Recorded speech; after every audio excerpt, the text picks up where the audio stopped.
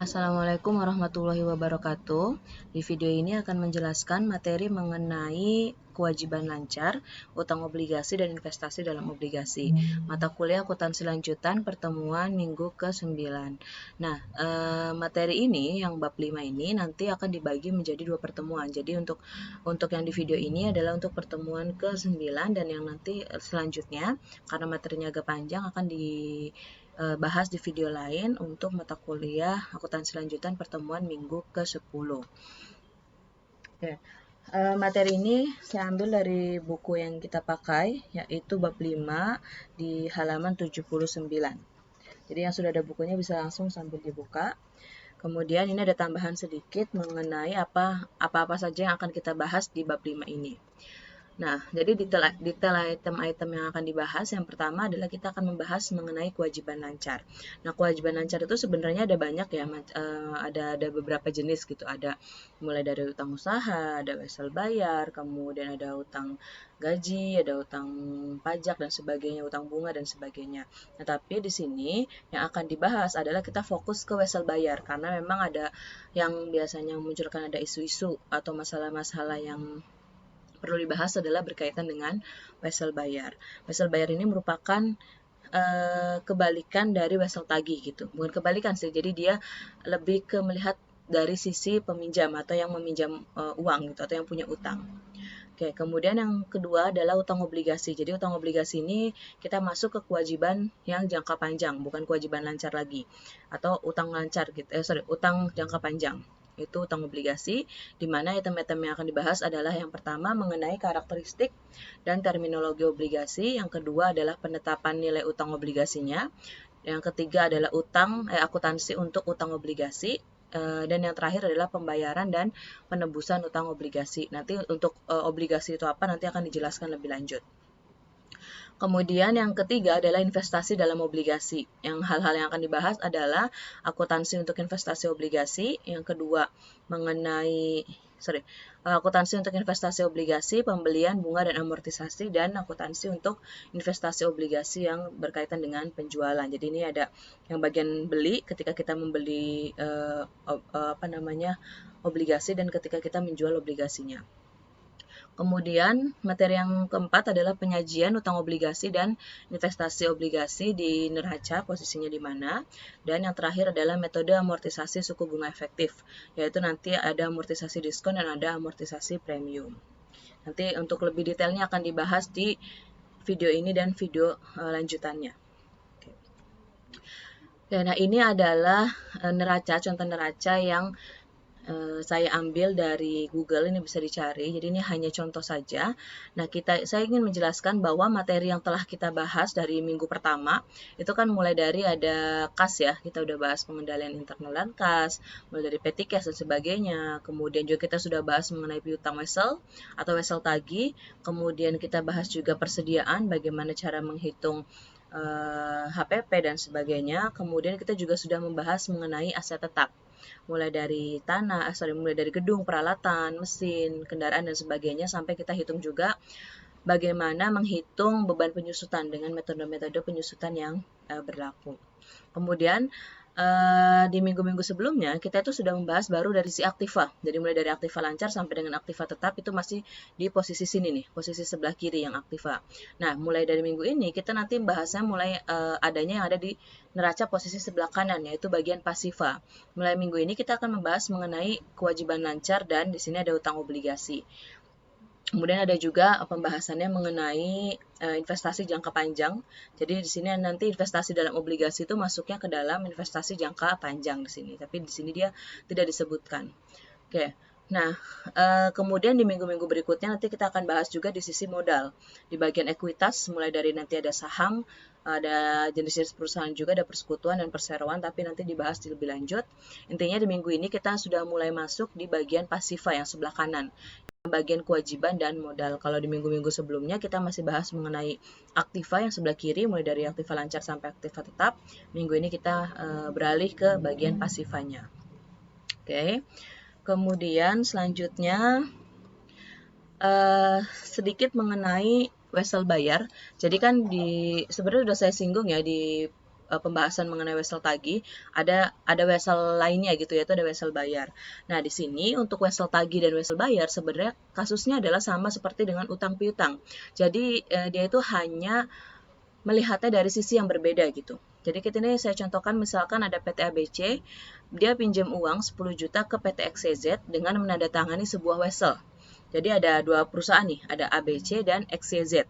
Nah, karena PT ABC itu dia meminjam uang dengan menandatangani wesel, maka PT ABC ini mengakui wesel bayar PT XYZ karena dia berkewajiban untuk membayar si wesel tersebut, membayar si utang ini gitu, karena dia minjem uang. Kemudian dari sisi PT XYZ, kalau kalian jadi PT XYZ, kalian itu akan mengakui wesel tagih atas PT ABC karena kalian memiliki kewajiban, memiliki hak untuk menagih si wesel ini kepada PT ABC gitu, karena kalian sebagai pemberi pinjaman, sedangkan PT ABC itu sebagai peminjam. Jadi ini antara wesel bayar dan wesel tagih itu sama seperti piutang-piutang, karena memang wesel bayar termasuk jenis utang dan wesel tagih juga termasuk jenis piutang. Jadinya sama gitu transaksinya antara utang piutang.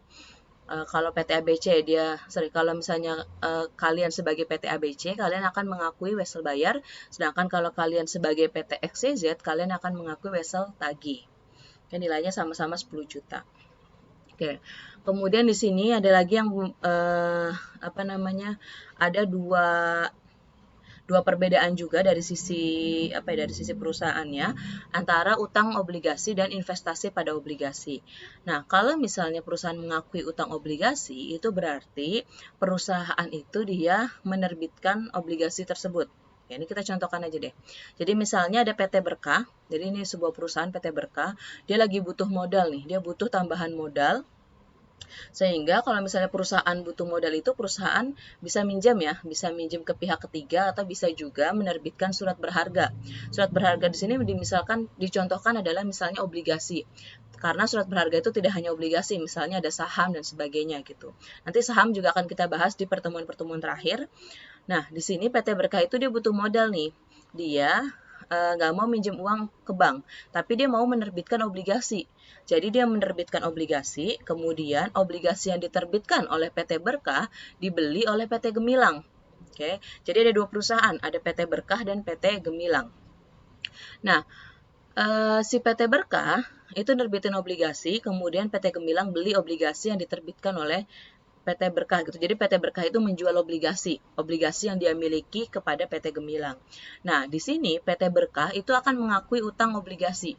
Karena dia yang menerbitkan, dia yang butuh uang, akhirnya dia menerbitkan kemudian menjual obligasinya, maka dia akan mengakui utang obligasi.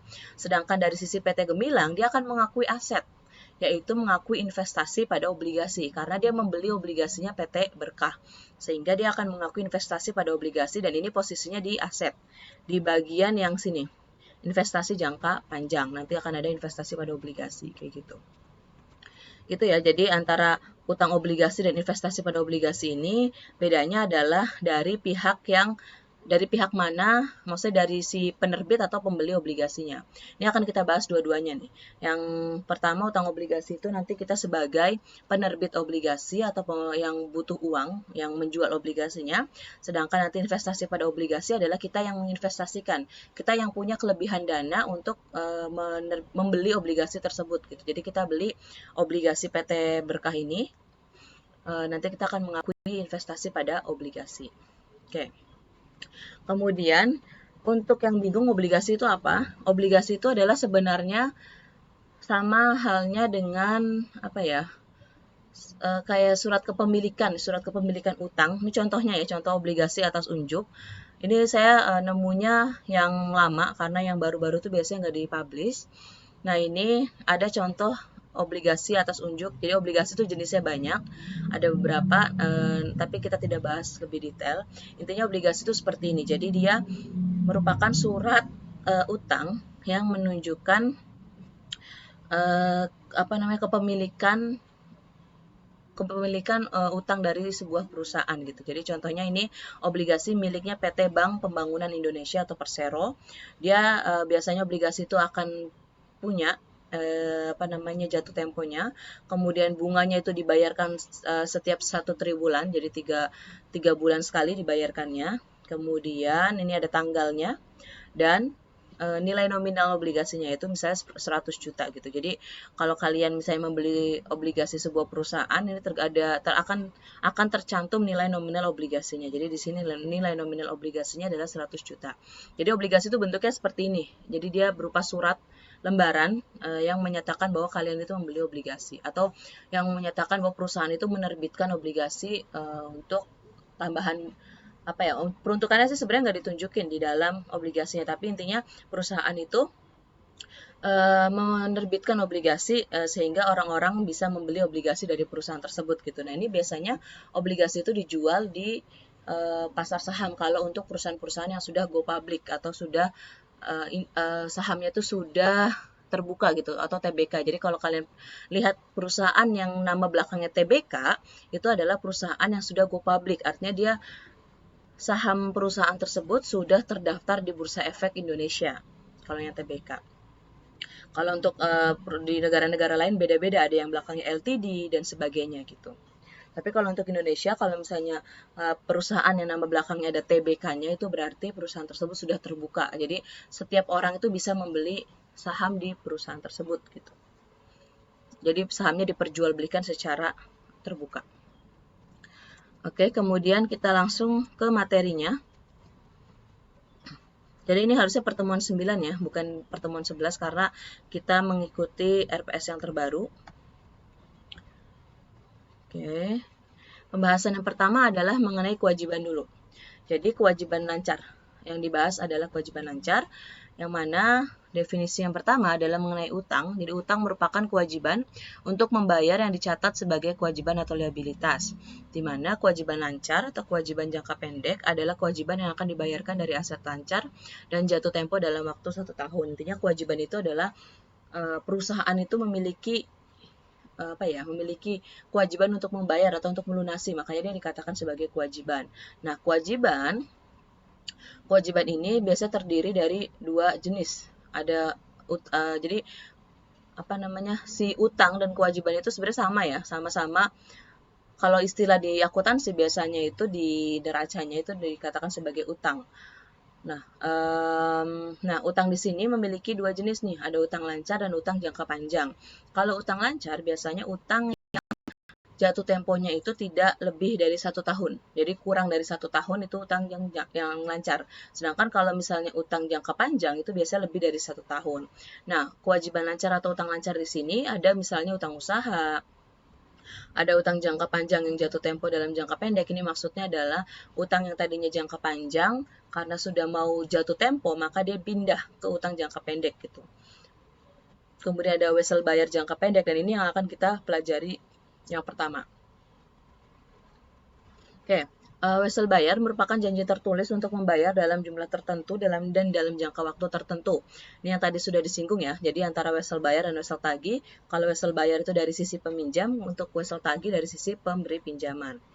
Oke, wesel bayar dapat terbitkan untuk membeli barang dagangan atau aset lainnya. Jadi bisa, kalau misalnya kalian mau beli barang, pengen mengeluarkan wesel itu bisa juga. Atau bisa juga misalnya yang tadinya punya utang usaha, belum bisa melunasi, bisa menerbitkan wesel bayar sebagai janji tertulis. Kalau perusahaan itu akan membayar utang tersebut dalam jangka waktu tertentu dengan ada tambahan bunga. Kemudian ayat jurnal wesel bayar disajikan dari sudut peminjam. Sedangkan untuk wesel tagih dari sudut pandang kreditor atau pemberi pinjaman yang tadi saya singgung. Oke. Kemudian, nah ini close dulu deh. Jadi ini kita contohkan. Ada contoh satu di halaman 80, bisa sambil dibuka ya bukunya ya. Ada sebuah perusahaan menerbitkan wesel bayar 90 hari. Ini saya sambil buka ini aja deh. Buka Excel. Oke, jadi ada perusahaan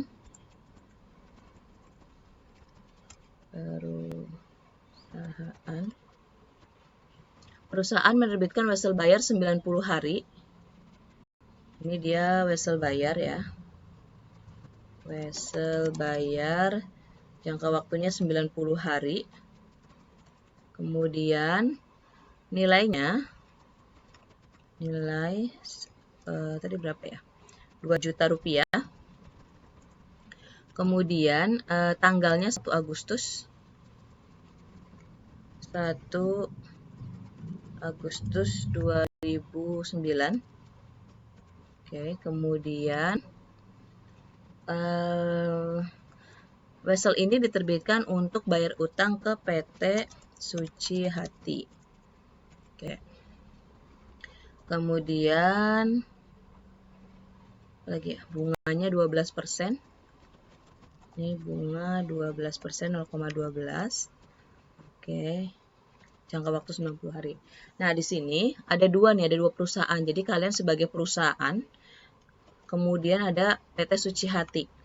Oke.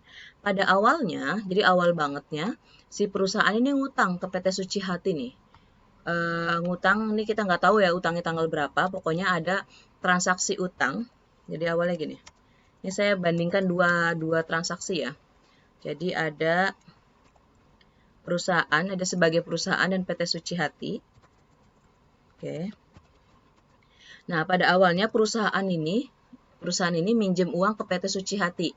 Kita di sini posisinya sebagai perusahaan. Nah, ketika perusahaan itu minjem uang ke PT Suci Hati, berarti perusahaan itu akan mencatat jurnal kas pada utang usaha PT Suci Hati. Oke. Nilainya adalah 2 juta rupiah. Ini juga 2 juta. Nah, pada saat transaksi pemberian utang ini, jadi ketika perusahaan itu meminjam uang kepada PT Suci Hati, si PT Suci Hati ini dia mencatat, ini kita beri garis. PT Suci Hati ini dia mencatat piutang usaha pada kas. Jadi untuk mencatat transaksi yang ini, kalau kita sebagai perusahaan itu mencatat kas sebagai utang usaha, sedangkan PT Suci Hatinya akan mencatat piutang usaha pada kas, nilainya 2 juta rupiah. Oke. Kelebihan ya, nilainya ya. Oke. Nah, kemudian di tanggal 1 Agustus, ternyata sampai dengan tanggal 1 Agustus, perusahaan ini belum bisa melunasi nih utang tersebut gitu. Akhirnya perusahaan menerbitkan sebuah wesel untuk memberikan janji kepada PT Suci Hati bahwa utang usaha yang ini akan dia lunasi dalam jangka waktu 90 hari ke depan dengan adanya bunga 12%. Berarti nanti di tanggal 1 Agustus, ini transaksi tanggal 1 Agustus ya. Pada saat perusahaan itu menerbitkan wesel, kalau kalian sebagai perusahaan akan mencatat utang usaha PT Suci Hati karena dia ingin memindahkan kan ya dari utang usaha ke wesel bayar. Berarti ini wesel bayar PT Suci Hati. Oke. Nah, nilainya sama, ini 2 juta. Oke. Kemudian kalau kalian sebagai PT Suci Hati, maka si PT Suci Hati ini akan mencatat nih di debitnya adalah wesel tagih pada piutang usaha. Nilainya sama 2 juta.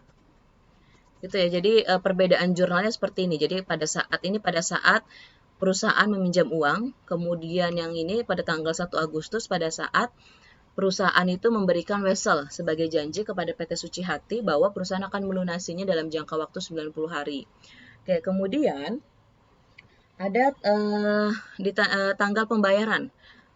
Bagaimana jurnal ketika wesel tagih tersebut dibayar gitu. Nah, karena kita belum tahu dia jatuh tempo tanggal berapa, kita hitung dulu nih jatuh temponya. Kan dia diterbitkan di 1 Agustus. Berarti di bulan Agustus itu kan ada 31 dikurang 1 ya. 31 dikurang 1, 30 hari.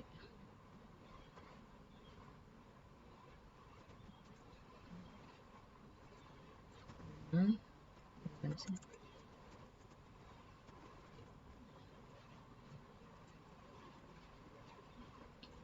31 kurang 1, 30. Kemudian di bulan September itu ada 30.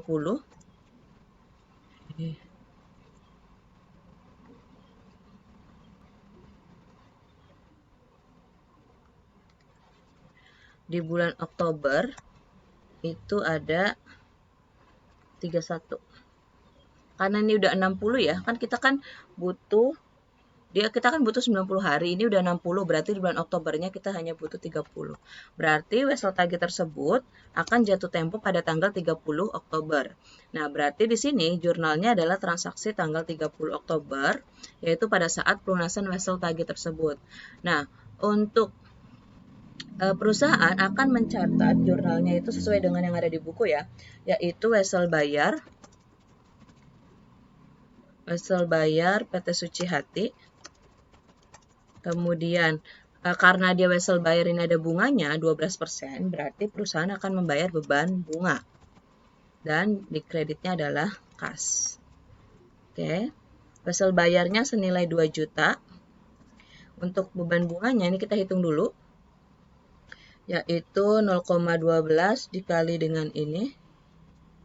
Dikali dengan 90 per 360. Oke, bunganya 60.000. Kemudian kasnya ini tinggal dijumlahkan. Oke.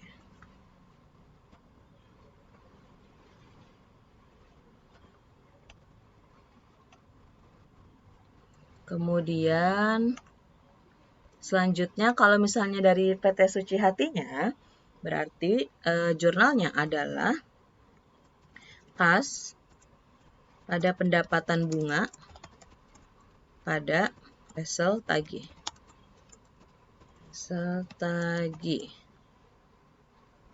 Pendapatan bunganya bukan di debit ya, tapi di kredit. Karena dia pendapatan itu saldo normalnya di kredit. Ketika pendapatan bertambah, maka dia akan munculnya di kredit.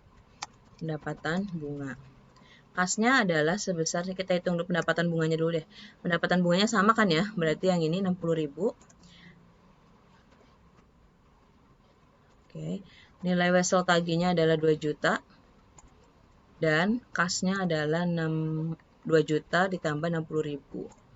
Jadinya 2.060.000 rupiah. Oke, ini terkait dengan transaksi. Yang ini sebenarnya yang bagian PT Suci Hati ini kita sudah bahas di minggu keberapa ya, yang pembahasan mengenai piutang. Itu kita membahas dan kita memposisikan diri kita sebagai PT Suci Hati, yaitu sebagai pemberi pinjaman. Sedangkan materi minggu ini adalah kita memposisikan diri kita sebagai perusahaan, yaitu sebagai orang yang meminjam uang atau peminjam. Oke, itu tadi yang terkait dengan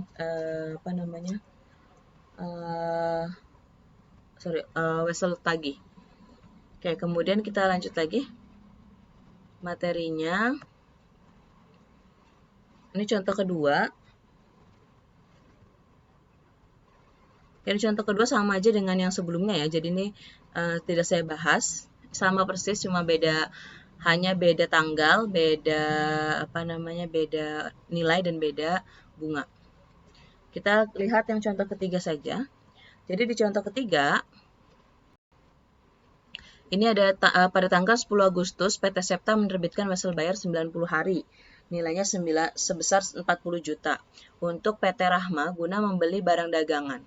Rahma memberi diskon 15%, diskonto 15%, yaitu sebesar 1.500.000 yang didebit ke beban bunga. Hasil yang diperoleh sebesar 38.500.000. Nah, jadi yang contoh ketiga ini maksudnya adalah nilai wesel bayar yang 40 juta ini diskonto di sini bukan berarti digadaikan ya, tapi maksudnya adalah nilai wesel bayar yang 40 juta ini sudah include sama bunganya.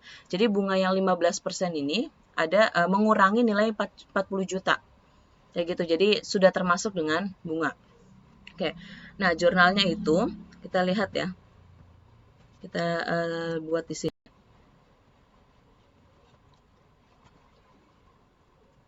Tadi kan untuk membeli persediaan nilainya 40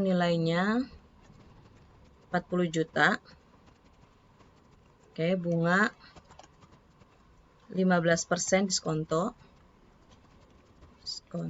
Kemudian jangka waktunya tadi berapa ya? 90 hari. Oke. Nah, berarti kalian diminta untuk menjurnal nih. Jurnal yang dibuat oleh PT Septa. Nah, berarti jurnalnya karena si wesel bayar ini digunakan atau diterbitkan untuk membeli persediaan, berarti di debitnya adalah persediaan. Bukan kas ya, bukan, karena kan kita bukan minjem uang, tapi kita beli persediaan, tapi kita bayarnya pakai wesel bayar gitu. Makanya di debitnya adalah persediaan. Kemudian karena yang 40 juta ini adalah termasuk ke dalam si bunganya ini termasuk ke dalam 40 jutanya, jadi udah include, maka kita di sini ada beban bunganya dan di kreditnya adalah wesel bayar. Jadi beban bunganya itu diakui di awal, pada saat kita mencatat wesel bayar tersebut, bukan pada saat pelunasan. Nanti pada saat pelunasan nilainya tetap 40 juta gitu. Wesel bayar PT Septa. Oke, nah beban bunganya kita hitung dulu.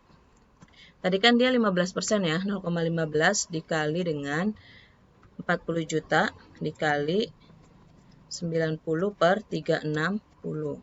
Oke.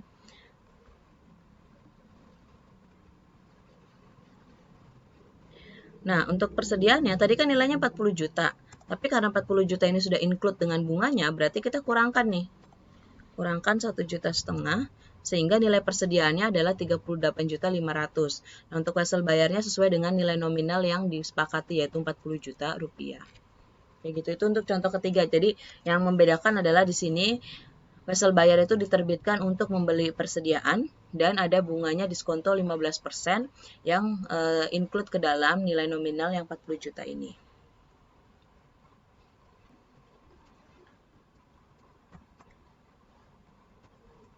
Kemudian ini adalah jurnal pada saat pelunasan wesel bayarnya.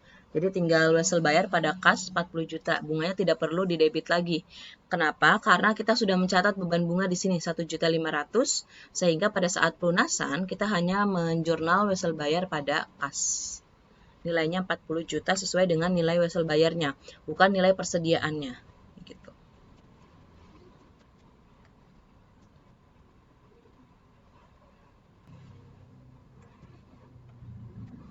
Kemudian selanjutnya kita langsung masuk ke utang obligasi. Ini ada di halaman 82, jadi bisa sambil dibuka. Nah, tadi sudah disinggung ya, bahwa utang obligasi itu kan tadi merupakan surat utang yang jangka panjang. Jangka waktunya itu panjang lebih dari 1 tahun gitu. Nah, secara umum, biasanya perusahaan itu pada umumnya memiliki 2 sumber alternatif pembiayaan.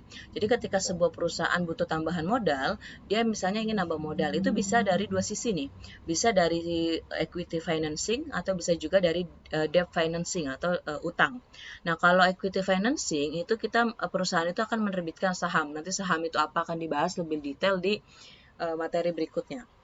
Kemudian perusahaan itu bisa menggunakan debt financing atau melalui obligasi gitu. Nah, obligasi merupakan bentuk surat utang yang dikenakan bunga. Terus apa gitu ya bedanya dengan wesel bayar? Karena sama-sama pakai bunga. Kalau wesel bayar biasanya ketika wesel bayar itu diterbitkan, nah terutama yang jangka pendek ya, ketika wesel bayar itu diterbitkan, bunga itu dia biasanya hanya dibayar pada satu kali. Pada saat, misalnya jatuh tempo 90 hari nih, ketika sudah jatuh tempo, maka perusahaan itu akan melunasi wesel bayar tersebut dan sekalian membayar bunganya. Sedangkan kalau obligasi itu, bunganya dilakukan secara berkala. Jadi misalnya dia jangka waktunya misalnya 5 tahun. Nah, bunga tersebut akan dibayarkan setiap tahun. Jadi perusahaan itu akan membayar bunga tersebut rutin gitu, berkala, bisa setiap tahun atau setahun 2 kali atau misalnya setahun 3 kali tergantung dari kesepakatan. Di mana nilai nominalnya juga harus dibayarkan kembali pada saat tanggal jatuh temponya. Nah, dari sisi debitur, pendanaan dengan cara menerbitkan obligasi memiliki beberapa keuntungan dibandingkan dengan cara menerbitkan saham. Oke, kemudian obligasi termasuk dalam kategori wesel bayar berbunga, di mana memerlukan pembayaran bunga secara berkala dan nilai nominalnya akan dibayarkan pada saat obligasi tersebut jatuh tempo. Kemudian, bunga obligasi dapat dibayarkan setahun sekali, setahun 2 kali, atau setahun 4 kali, tergantung kesepakatan antara si penerbit obligasi dan pembeli obligasinya. Jadi, tapi memang kebanyakan bunganya itu biasanya dibayarkan setahun 2 kali, jadi 6 bulan sekali itu dibayarkan bunganya. Nah, bedanya ini tadi ya, bedanya antara obligasi dengan wesel bayar, gitu, maksudnya terkait dengan pembayaran bunganya. Kemudian, Ya, ini ada ya. Akan tetapi kebanyakan obligasi bunganya dibayarkan setahun 2 kali. Oke. Harga jual obligasi dinyatakan sebagai sebesar persentase tertentu dari nilai nominalnya, yaitu yang dikenal dengan kurs. Oke, kemudian obligasi yang memiliki nilai nominal 10 juta, jika ditawar dengan kurs 120, maka berarti nilai obligasi tersebut akan dijual dengan harga 120 juta, yaitu 120% dikali dengan 10 juta ini bukan 120%, maksudnya 120 dikali dengan 10 juta. Jadi hasilnya adalah 120 juta. Oke, dan itu untuk lebih detailnya kita bahas contoh soalnya ya, agar lebih memahami bagaimana perhitungan dari obligasi tersebut. Oke, ini masih karakteristiknya. Obligasi yang diterbitkan memiliki tanggal jatuh tempo yang sama. Obligasi yang diterbitkan memiliki tanggal jatuh tempo yang sama, maka obligasi tersebut dinamakan obligasi berjangka. Kemudian obligasi yang memiliki jatuh tempo secara bertahap dinamakan obligasi berseri, kemudian obligasi yang dapat dikonversi menjadi saham biasa dinamakan convertible bonds, atau obligasi yang bisa ditukar, dikonvert gitu dari obligasi ke saham. Kemudian obligasi yang dapat ditebus kembali sebelum jatuh tempo disebut callable bonds, atau bonds yang dapat ditebus sebelum jatuh temponya habis gitu. Nah, ini sebenarnya pembahasan mengenai obligasi itu sangat-sangat panjang ya, jadi bisa terkait dengan obligasi berjangka itu pembahasannya banyak, obligasi serial bonds juga banyak bahasannya, convertible bonds juga panjang dan sebagainya gitu. Tapi ini kita tidak bahas secara detail, kita akan membahas secara umum aja bagaimana transaksi atau akuntansi terkait dengan utang obligasi. Oke. Nah, kita lihat yang di sini dulu ya.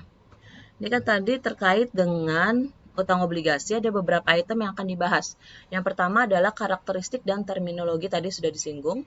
Kemudian penetapan nilai utang obligasi, akuntansi utang obligasi dan pembayaran, dan penebusan utang obligasi. Tadi yang pertama ini udah kita tandain. Kemudian yang selanjutnya adalah penetapan nilai utang obligasi.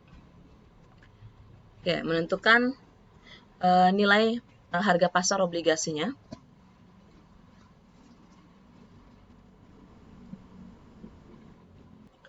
Oke, kemudian mengenai penentuan harga pasar obligasi tadi ya. Nah, ketika perusahaan atau debitur menerbitkan obligasi, jadi ini si perusahaan ini adalah yang menerbitkan obligasinya, harga yang disetujui pembeli atau kreditur itu biasanya tergantung pada, jadi si pembeli itu mau membeli obligasi itu dipengaruhi oleh beberapa item berikut. Yang pertama adalah nilai nominal obligasinya, di mana nilai nominal obligasi itu biasanya mencerminkan jumlah yang terhutang pada saat obligasi jatuh tempo atau future value, bukan present value. Jadi nilai di masa depan dari obligasi tersebut gitu. Nilai masa depan itu misalnya obligasi itu kan dia taruhlah misalnya obligasi itu diterbitkan tahun 2015. Nah, future value-nya itu terus obligasi ini jatuh temponya 5 tahun. Berarti nilai nominal ini adalah nilai yang mencerminkan future value. Tadi kan dia 2015 diterbitkan, jatuh temponya 5 tahun, berarti future value-nya adalah di tahun 2020. Jadi nilai di masa depan dari obligasi tersebut gitu, nilai pada saat jatuh temponya, karena kan dia jangka panjang ya. Pasti ada penurunan nilai mata uang di situ. Makanya yang dihitung adalah bukan present value tapi future value dari nilai obligasi tersebut. Kemudian yang kedua adalah bunga yang akan dibayar atas utang obligasi, di mana pembayaran bunganya dihitung sebagai hasil kali antara tingkat suku bunga nominal dengan nilai nominal obligasi. Jadi bunganya itu tinggal mengalikan ya, berapa suku bunga nominalnya dikalikan dengan nilai nominal obligasi. Kemudian harga obligasi juga dipengaruhi oleh lamanya umur obligasi tersebut. Jadi berapa lama jatuh temponya nih? Semakin lama jatuh temponya, maka biasanya perusahaan itu akan banyak pertimbangan gitu ya terkait dengan obligasi tersebut gitu. Misalnya terkait dengan tingkat suku bunganya, kemudian nilai future value-nya, pasti kan semakin lama jatuh tempo maka nilai mata uangnya itu akan semakin turun kan ya. Oke, kemudian selanjutnya adalah tingkat suku bunga pasar. di mana tingkat suku bunga nominal ini digunakan untuk menentukan besarnya jumlah kas atau bunga yang akan dibayarkan oleh debitur atau penerbit obligasi kepada kreditur atau pemegang obligasi secara berkala. Kemudian besarnya tingkat suku bunga nominal dinyatakan per tahun. Jadi sama juga ketika kita membahas mengenai wesel bayar maupun wesel tagih, ketika ada bunga yang disebutkan di situ, maka bunga tersebut berlaku untuk 1 tahun. Jadi misalnya 12%, dan 12% ini adalah untuk 1 tahun. Sedangkan tingkat suku bunga pasar, market rate atau effective rate adalah tingkat suku bunga yang diminta oleh kreditur atas sejumlah dana yang dipinjamkan kepada debitur. Kemudian tingkat suku bunga pasar selalu berfluktuasi setiap saat, yang dimana besarnya sangat dipengaruhi oleh banyak faktor. Oke, jadi di sini yang perlu digarisbawahi adalah kalian bisa catat di buku atau di mana suku bunga ketika kita membahas obligasi itu ada 2 jenis suku bunga nih. Ada suku bunga nominal dan ada suku bunga pasar. Suku bunga nominal ini adalah suku bunga yang tertulis di dalam obligasinya. Oke, suku bunga nominal itu adalah suku bunga yang tertulis di dalam obligasinya atau sering disebut dengan suku bunga kupon. Oke, suku bunga kupon. Kemudian kalau misalnya suku bunga pasar, itu adalah suku bunga yang ada di pasaran. Jadi untuk obligasi sejenis, biasanya suku bunga di pasar itu berapa? Atau sering disebut juga dengan suku bunga efektif. Jadi kalau misalnya kalian ada istilah yang berbeda, suku bunga nominal itu sama dengan suku bunga kupon, suku bunga pasar adalah sama dengan suku bunga efektif. Itu ya, ada 2 istilah dan itu dua-duanya beda. Yang pertama yang suku bunga kupon atau suku bunga nominal ini merupakan suku bunga yang tertulis di dalam obligasinya. Sedangkan suku bunga pasar atau suku bunga efektif adalah suku bunga yang ada di pasaran gitu, yang diminta oleh pasar untuk obligasi sejenis itu berapa bunganya. Oke, kemudian tingkat suku bunga nominal dan tingkat suku bunga pasar itu seringkali berbeda, sehingga nanti akan mengakibatkan obligasi itu bisa dijual di atas atau di bawah nilai nominal. Jika besar tingkat suku bunga nominal sama dengan suku bunga pasar, maka berarti obligasi tersebut dijual dengan kurs 100 atau sebesar nilai nominalnya. Jadi ini sama. Kemudian jika besarnya tingkat suku bunga nominal lebih kecil dibandingkan tingkat suku bunga pasar, maka berarti obligasi tersebut dijual dengan kurs kurang dari 100 atau di bawah nilai nominalnya atau sering disebut dengan diskonto. Kemudian jika besarnya tingkat suku bunga nominal itu lebih besar dibandingkan tingkat suku bunga pasar, maka berarti obligasi tersebut dijual dengan kurs di atas 100, yaitu di atas nilai nominalnya atau dijual pada tingkat premium. Nah, ini saya sudah rangkumkan ya. Oke, jadi tadi yang perlu digarisbawahi adalah yang ini nih. Ada 2 istilah bunga tadi, ada bunga nominal dan ada bunga pasar. Bunga nominal dan ada bunga pasar. Ketika bunga nominal itu sama dengan bunga pasar, maka obligasinya itu dijual di harga nominal atau sama dengan 100, kursnya itu sama dengan 100. Sedangkan ketika bunga nominal itu lebih kecil dari bunga pasar, maka kursnya itu kurang dari 100 atau sering disebut obligasi tersebut dijual di harga diskonto atau di harga diskon. Oke, kalau misalnya bunga nominal lebih kecil dari bunga pasar, maka diskonto. Sedangkan ketika bunga nominal itu lebih besar dari bunga pasar, maka kursnya itu lebih dari 100 atau obligasi tersebut dijual di harga premium. Oke, gitu ya. Jadi ada 3 yang paling yang penting atau yang perlu kalian garis bawahi adalah ketika bunga nominal sama dengan bunga pasar, maka obligasinya obligasi nominal, gampangnya gitu. Ketika bunga nominal lebih kecil dari bunga pasar, maka obligasinya adalah diskon. Ketika bunga nominal lebih besar dari bunga pasar, maka obligasinya adalah premium. Logikanya adalah kalau misalnya perusahaan itu menerbitkan bunga nominalnya lebih kecil dari bunga pasar, berarti kan orang-orang itu sebenarnya bisa mendapatkan bunga yang lebih besar di pasaran gitu untuk obligasi yang sejenis, makanya dia katakan sebagai diskon di sini. Tapi ketika misalnya bunga nominal yang diberikan oleh perusahaan itu lebih besar dibandingkan dengan harga pasar, dibandingkan dengan bunga pasar, maka obligasi tersebut dikatakan premium karena bisa memberikan bunga yang lebih tinggi dibandingkan dengan pasarnya, kayak gitu. Oke, kemudian nilai obligasi menggambarkan nilai obligasi pada saat jatuh tempo yang tadi ya, pada saat future value. nilai masa depannya dari si obligasi tersebut, bukan nilai sekarang. Kalau untuk yang nilai sekarang, konsep present value timbul berdasarkan kenyataan bahwa nilai uang sangat dipengaruhi oleh faktor waktu dan tingkat bunga. Yang tadi sudah saya singgung bahwa nilai ada time value of money. Jadi nilai uang itu akan mengalami penurunan gitu, penurunan nilai uang yang akan dipengaruhi oleh banyak faktor. Misalnya ada inflasi, faktor waktu juga, tingkat bunganya juga akan mempengaruhi dari nilai nominal obligasi tersebut. Makanya nilai nominal obligasi dinilainya adalah menggunakan future value, bukan present value. Oke, kemudian pembeli atau kreditur menentukan besarnya harga obligasi dengan cara menghitung nilai sekarang dari nominal obligasi atau present value pokok dan nilai sekarang anuitas dari jumlah bunga yang akan diterima. Ini agak susah ya dipahaminya. Nanti kita langsung masuk aja ke contoh soal atau perhitungan dari bagaimana cara kita menghitung nilai nominal dari obligasi. Ini juga bisa pakai rumus ini. Present value sama dengan future value dikali dengan 1 per I pangkat N. Sedangkan untuk menghitung future value adalah present value dikali 1 ditambah 1 pangkat N. Ini juga nanti kita bahas lebih lanjut pada saat penghitungan nilai obligasi. Oke.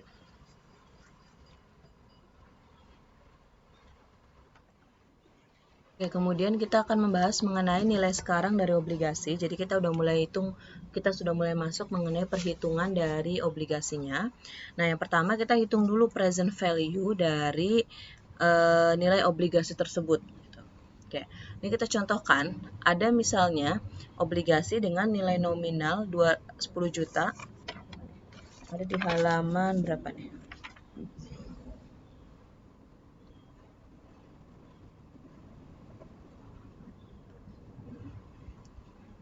Halaman berapa nih? Nggak ada di buku ya. Ada nilai obligasi dengan nilai nominal 10 juta akan jatuh tempo dalam waktu 2 tahun dengan tingkat suku bunga pasar 10% per tahun. Bunga dibayarkan 1 tahun sekali, maka nilai sekarang dari nilai nominal obligasi tersebut adalah, oke, berarti kita tinggal hitung. Ini kan dia 10 juta ya. Sebentar. Oke, nilai nominal obligasi 10 juta, jatuh temponya 2 tahun dengan tingkat suku bunga pasar 10% per tahun. Bunga dibayarkan 1 tahun sekali. Nah, sebelum kita masuk menghitung ini, kalian buka dulu di buku kalian, ada di halaman 135 dan 136, itu ada lampiran, yaitu mengenai ada tabel 1 dan ada tabel 2. Tabel 1 itu merupakan nilai kini dari nilai nominal obligasi, dan untuk tabel 2 adalah untuk menghitung anuitas atau bunganya. Oke, di sini kita pengen tahu present value dari nilai nominal obligasi yang 10 juta ini nilainya berapa. Nah, kita tinggal hitung nih. Kita lihat ya, di lampiran 1, ini lampiran 1, ini saya ambil dari buku, halaman 135. Cara menghitungnya, itu kalian tinggal kalikan nilai yang 10 juta ini dikali dengan hasil yang dari tabel lampiran 1. Oke, nilai 10 juta ini tadi, cara mencarinya adalah kita lihat nih. Di sini ada periode. Periode ini bukan tahun obligasinya ya, tapi berapa kali bunga tersebut dibayarkan.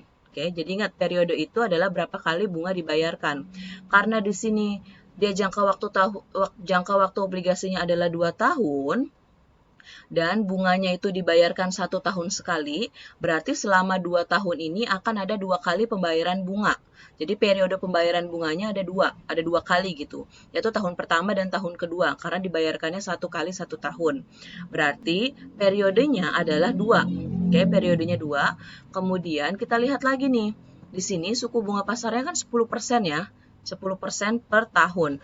Berarti kita lihat periodenya 2 dengan bunganya 10%. Ini kan dia 5,5%, 5%, 7%, dan 10% itu yang ini. ini 10% yang ini, berarti periodenya 2 dengan bunganya 10%, berarti 0,82645.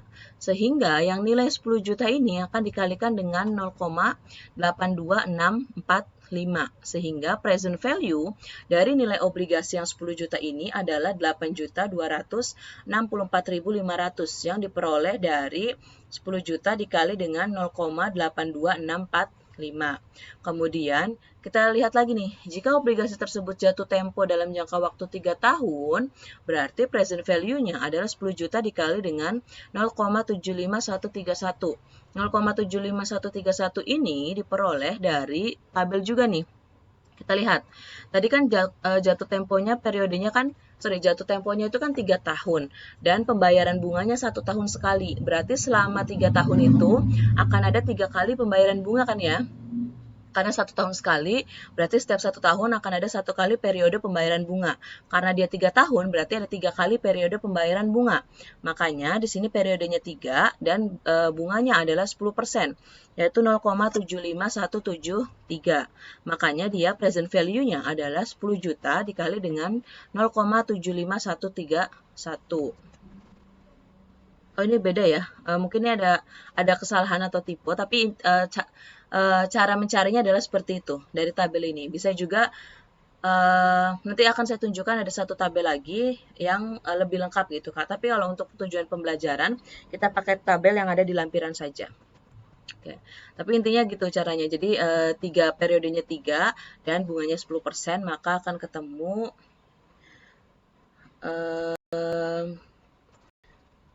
perhitungannya yaitu 10 juta dikali dengan hasil yang ditabel, maka akan ketemu present value dari nilai obligasi tersebut. Oke. Nah, kemudian di sini ini yang penting nih. Jadi kita akan menghitung nilai sekarang dari obligasi dengan pembayaran bunga secara periodik. Kalau yang ini sebelumnya bunganya itu kan dibayarkan 1 kali 1 tahun. Nah, yang ini agak berbeda nih. Kita catat dulu ya, kita pakai Excel aja. Oke, ini mulai materi obligasi. Nah, dari sini kita bisa lihat nih, nilai sekarang dari obligasi. Oke, jangka waktu obligasinya. Jangka waktu 10 tahun. 10 tahun. Kemudian nilai nominal 200 juta. Kemudian, ini bisa sambil lihat di bukunya aja deh. Di bukunya ada di halaman berapa tuh ya? 200 juta. Ada di halaman 84. Oke. Terus bunganya 7% per tahun. 0,07. Oke. Ini bunga nominal ya. Karena kan di situ dia bilang tuh bunganya. Sini bunga nominal. Kemudian ada di situ juga diketahui bunga pasar. Bunga pasarnya adalah 0,07 juga. Jadi bunga pasar dan bunga nominal itu sama. Oke, maka dari sini kita udah bisa ketahui nih, karena bunga nominal dan bunga pasar sama, maka obligasi ini akan diterbitkan pada nilai nominal. Gitu. Jadi nanti nilainya itu sama, hasil perhitungan yang kita hitung dengan menggunakan tabel dan hasil yang ini akan sama nih, sama-sama 200 juta. Oke. Nah, cara menghitungnya adalah, jadi kita pengen tahu nih, berapa present value dari nilai obligasi yang 200 juta ini. Cara menghitungnya, yang pertama kita cari dulu nih, present value dari nilai nominal. Oke, nilai nominal. Nah, cara menghitungnya, kita hitung dulu, kita cari dulu di tabel. Nah, tadi kan dia jangka waktu 10 tahun ya. Terus, ini bunganya dibayarkan berapa kali sekali?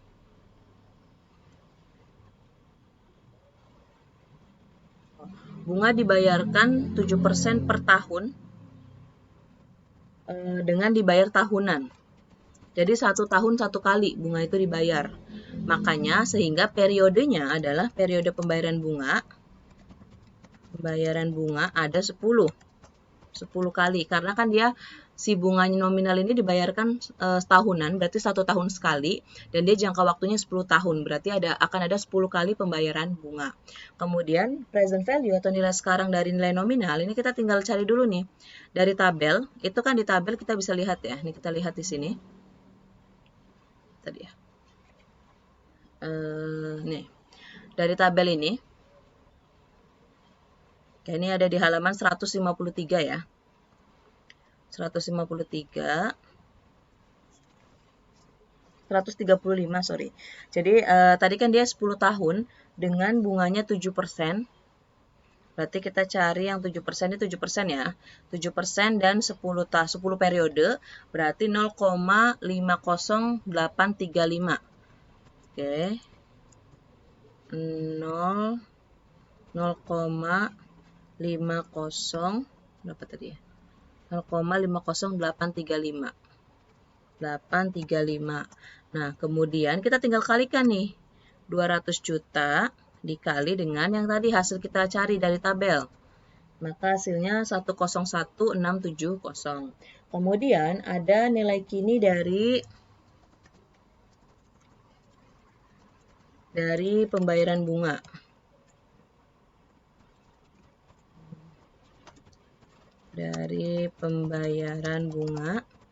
Nah, kita cari lagi. Nah, kalau untuk yang pembayaran bunga, ini kan dia tabel 1 ya.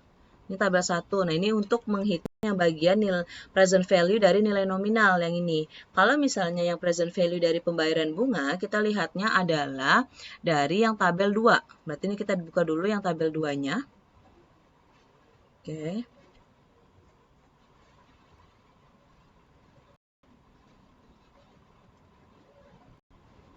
Ini yang tabel 2 yang halaman 136. Tadi kan kita periodenya 10 dengan bunga 7%, berarti 7,02358. 7,02358. Oke. 7,02358. Oke, nah baru yang pembayaran bunganya, ini yang pertama kita kalikan dulu nih. Yang pertama kita kalikan dulu bunga nominalnya kan 7% dikali dengan 200 juta. Oke. Dikali dengan 200 juta. Ini hitungnya di sini aja deh. Berarti sini ya, bunganya adalah 0,07 dikali dengan 200 juta, maka dia bunganya 14 juta. Nah, kita pengen tahu nih present value dari bunga 14 juta ini selama 10 tahun itu berapa. Berarti kita tinggal hitung. Ini kita kalikan dengan yang hasil dari tabel 7,02358. Maka hasilnya adalah 98.330.120. Sehingga totalnya kalau kita hitung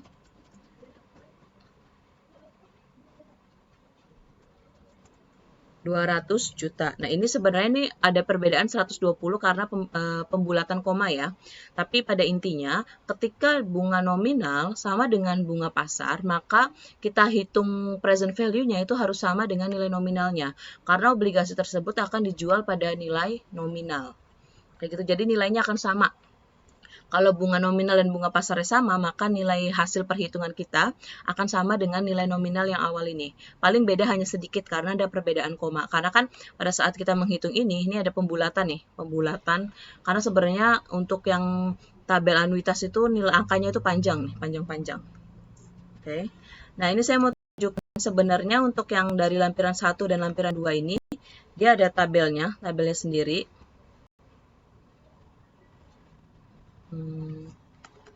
Ini kita lihat future value. Nah, ini adalah tabel yang tabel yang lebih lengkapnya gitu. Kalau misalnya di lampiran nggak ada, ini nanti akan saya berikan kepada kalian. Tapi sebenarnya untuk tujuan pembelajaran kita itu menggunakan lampiran 1 dan lampiran 2 saja sudah cukup gitu. Sudah ada angkanya sudah tersedia. Oke. Nah, untuk materinya ini karena videonya sudah terlalu panjang, nanti akan bagian yang akuntansi untuk utang obligasi dilanjutkan di part kedua.